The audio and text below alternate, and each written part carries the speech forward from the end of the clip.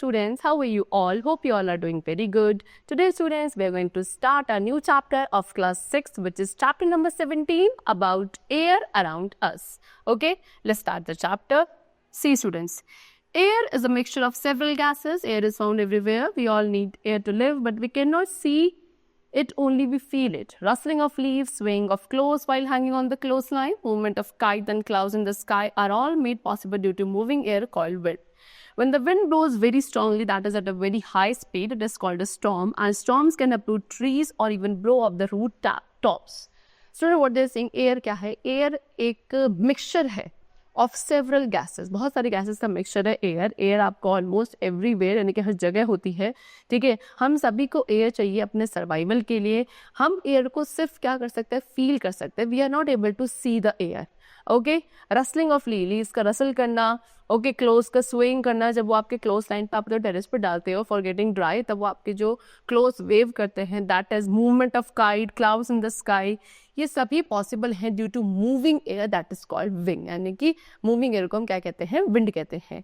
Okay, लेकिन जब wind बहुत स्ट्रांगली ब्लो करती है, यानी कि बहुत हाई स्पीड के साथ ब्लो करती है, ऐसी विंड को स्टॉर्म कहा जाता है. एंड स्टॉर्म क्या कर सकता है? स्टॉर्म्स आपके ट्रीज को उखाड़ सकता है, यानी कि इतनी तेज उसका हवा का प्रेशर होता है कि जो ट्रीज है वो उखड़ जाते हैं. ठीक है, और even blow off the root tops also.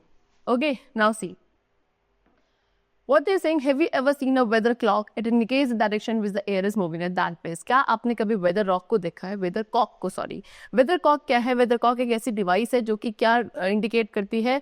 उस डायरेक्शन को इंडिकेट करती है जिसमें आपकी एयर मूव कर रही है उस पर्टिकुलर प्लेस में. विंड हेल्प करता है in the movement of aeroplane, helicopter, sail boats and windmills. जितने भी अप्लायंसेस हैं, they move with the help of wind only. Okay, now next we come to air is present all around us. air हमारे चारों तरफ present है. Okay, see, as we all know, air occupies space. air क्या करता है? air space occupy करता है.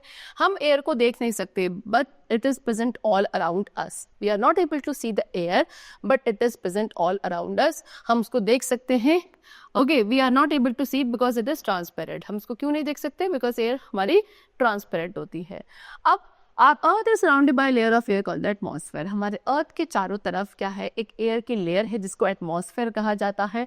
However the air gets thinner, लेकिन जब आप जितना जितना क्या ऊपर जाते जाएंगे एटमॉस्फेयर में, उतनी जो एयर की लेयर है वो थिन होती चली जाएगी.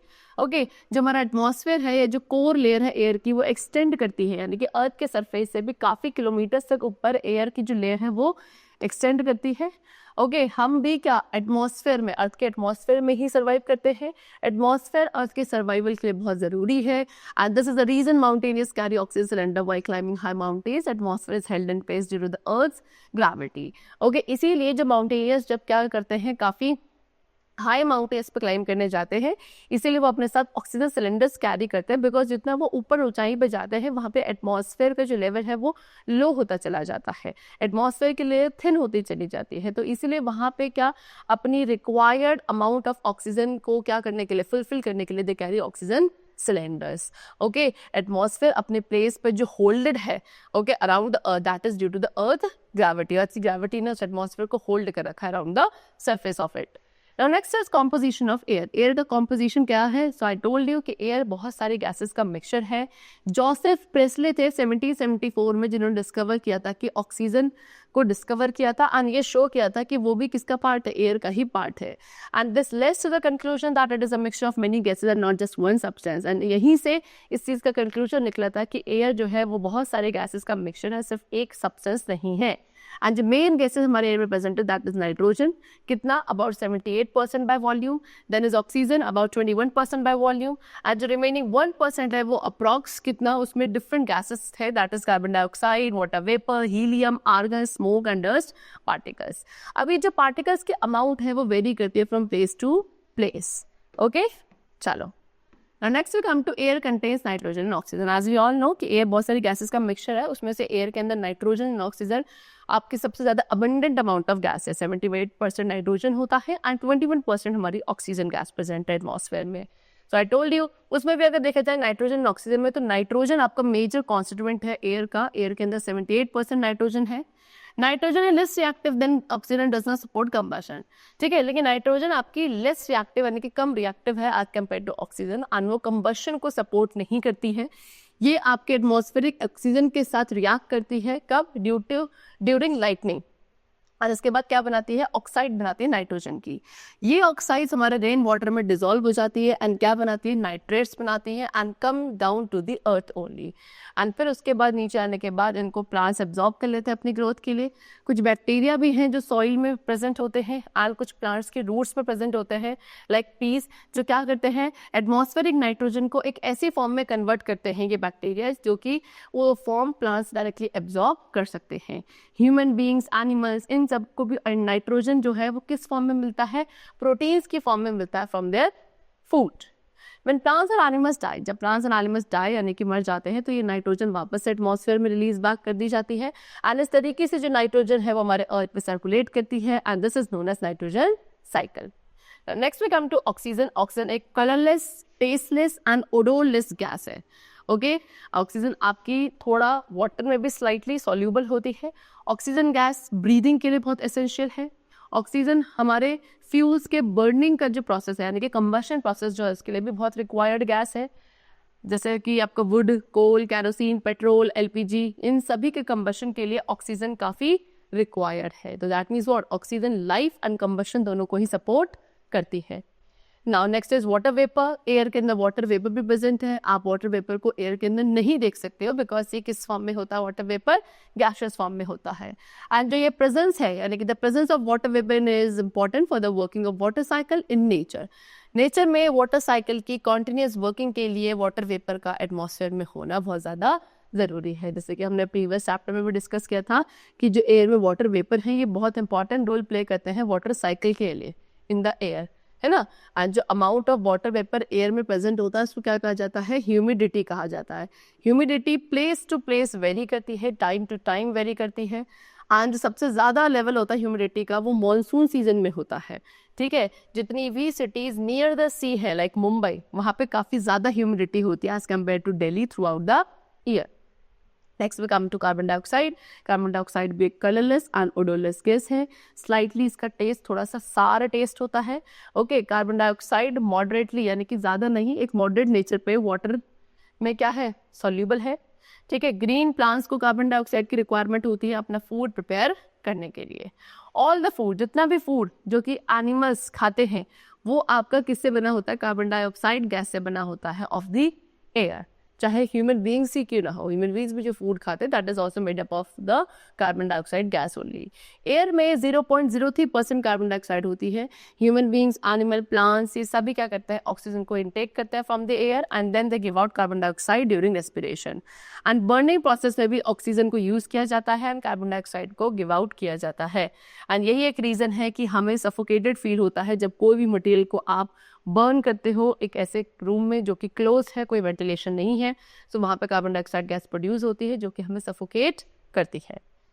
Now next, what is air in air? That is dust and smoke. So dust particles भी आपके एयर में आते हैं नंबर ऑफ सोर्सेज से, जैसे कि blowing off wind, traffic on roads, dusting at home etcetera. Smoke produce होता है फ्यूल्स के बर्निंग से। Fuel like wood, coal, petrol, diesel, इन सब के बर्निंग से स्मोक प्रोड्यूस होता है। ये आपके डस्ट पार्टिकल्स होते हैं एंड ये शो करता है कि एयर के अंदर डस्ट पार्टिकल्स प्रेजेंट है। सो अब कितना amount of dust particles present होगा एयर के अंदर वो डिपेंड करता है place to place and time to time. Air के अंदर स्मोक भी प्रेजेंट है एंड ये स्मोक आता है व्हीकल्स, फैक्ट्रीज, बर्निंग फायर से। स्मोक कब प्रोड्यूस होता है? जब हम फ्यूल्स को बर्न करते हैं such as wood, coal, kerosene, petrol, diesel etcetera. And यही एक रीजन है कि पुलिसमैन जो है वो मास्क वेयर करते हैं जब वो ट्रैफिक को रेगुलेट करते हैं, स्पेशली इन क्राउडेड क्रॉसिंग्स, ठीक है। बिकॉज डस्ट एंड स्मोक काफी हार्मफुल है हमारे लिए, इसीलिए हमें हमेशा क्या अपनी नोज के थ्रू ब्रीथ करना चाहिए, ठीक है। बिकॉज नोज के अंदर फाइन हेयर्स एंड म्यूकस होता है जो कि एज अ फिल्टर एक्ट करता है एंड वो डस्ट पार्टिकल्स को हमारे रेस्पिरेटरी सिस्टम में जाने से रोकता है। Okay, so that means what we have concluded कि एयर के अंदर कुछ गैसेज है, वाटर वेपर है, डस्ट एंड स्मोक प्रेजेंट है। Okay, now next we come to what? All living things being respire. सभी लिविंग बींग्स रेस्पायर करते हैं, as we all know. Animals and plants जो वाटर में रहते हैं वो भी ब्रीथ करते हैं, ओके। लेकिन ये ऑक्सीजन उनके लिए कैसे अवेलेबल होती है? That means plants and animals जो वाटर में रहते हैं वो कौन सी ऑक्सीजन को यूज करते हैं? उस ऑक्सीजन को जो उनके वाटर के, जहाँ जिस वाटर के अंदर वो रह रहे हैं उस वाटर में डिजॉल्व है, ठीक है। फिर वो ऑर्गेनिज्म जो सॉइल में रहते हैं उन्हें भी ऑक्सीजन की रिक्वायरमेंट है रिस्पायर करने के लिए। अब उन्हें कैसे उन एनिमल्स को कैसे ऑक्सीजन मिलती है?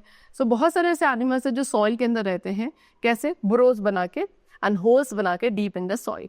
सो ड्यूरिंग हैवी रेन, जब बहुत ज़्यादा बारिश होती है, रेनफॉल होता है एंड रेनी सीजन में हमने देखा है कि अर्थवॉर्म सॉइल से बाहर आ जाता है, बिकॉज जब बहुत ज़्यादा बारिश होती है वाटर जो है उन सभी स्पेसेस को फिलअप कर देता है जो आपकी एयर ने ऑक्यूपाई करे थे इन द सॉइल, ठीक है।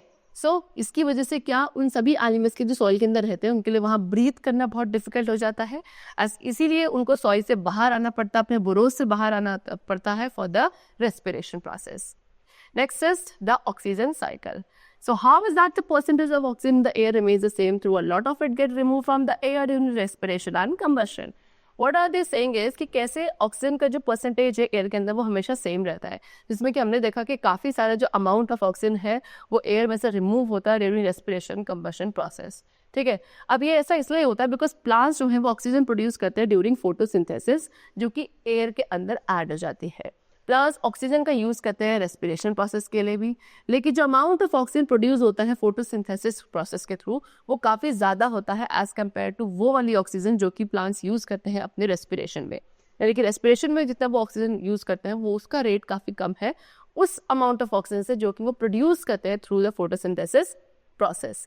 इस तरीके से जो बैलेंस है ऑक्सीजन का एयर में वो मेंटेन रहता है, किसके through? By consumption of oxygen through respiration in plants and animals and by its release during photosynthesis. इसी को ऑक्सीजन साइकिल कहा जाता है एंड ये भी प्रूव करता है कि प्लांट्स एंड एनिमल्स जो है वो इंटरडिपेंडेंट होते हैं ऑन ईच अदर। ना यूजेस ऑफ एयर, एयर के क्या क्या डिफरेंट यूजेस हैं? So as we all know air हमारे लिए बहुत ज़्यादा यूजफुल है in many ways, like aeroplane, sail boat, balloon, parachute, gliders, ये सभी एयर में वर्क करते हैं। बर्ड्स, इंसेक्ट, बैट्स एयर की वजह से फ्लाई कर पाते हैं। एयर आपका सीड्स के डिस्पोजल में हेल्प करता है। बहुत सारे ऐसे फ्लावर्स हैं जिनके पॉलिनेशन में एयर हेल्प करता है, ओके। एयर विनोइंग में हेल्प करती है। एयर एक बहुत इंपॉर्टेंट रोल प्ले करती है in the water cycle. Tubes, balloon, tyre ये सभी फिल किया जाता है with air, okay. The wind makes a wind mill rotate, wind की वजह से जो विंड मिल है वो रोटेट करता है एंड विंड मिल का यूज़ किया जाता है वाटर को ड्रॉ आउट करने के लिए फ्रॉम द ट्यूबवेल्स एंड उसके अलावा जो फ्लावर मिल्स हैं उनको रन किया जाता है इसी के थ्रू। एंड आज के टाइम पे विंड मिल्स का यूज़ किया जा रहा है to generate electricity also, okay. And the last is compressed air is use to fill tyres of various kinds of vehicles. जो कंप्रेस्ड एयर है उसका यूज़ किया जाता है बहुत सारे व्हीकल्स के अलग अलग तरीके के टायर्स को फिलअप करने के लिए, like bicycle, scooter, car, buses, truck and aeroplanes, okay. So these are the uses of air. So the chapter is completed. I hope you all have understood it very well. Let's meet very soon in the next class. Till then, take care and thanks to all.